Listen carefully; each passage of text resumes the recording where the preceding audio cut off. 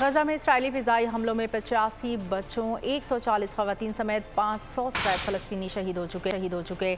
اسرائیلی وزیر اعظم نیتن یاہو نے فوج کو قتل عام کا پروانہ تھما دیا۔ اپنے خطاب میں نیتن یاہو کو کہنا تھا کہ تمام عالمی برادری غزہ کو آگ و خون میں نہلانے کے لیے اسرائیل کے ساتھ ہے۔ جلد ہی غزہ کو صفحہ ہستی سے مٹا دیا جائے گا۔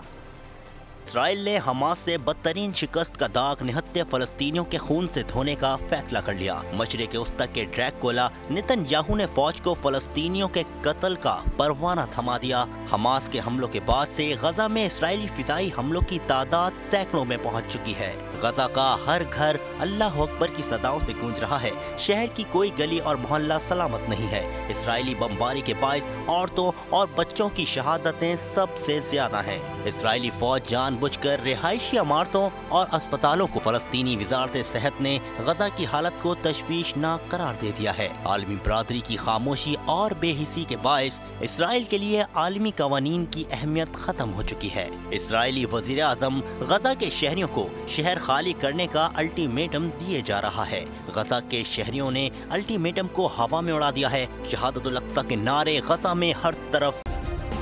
سبسکرائب کریں اور بیل دبائیں تاکہ کوئی خبر رہ نہ جائے۔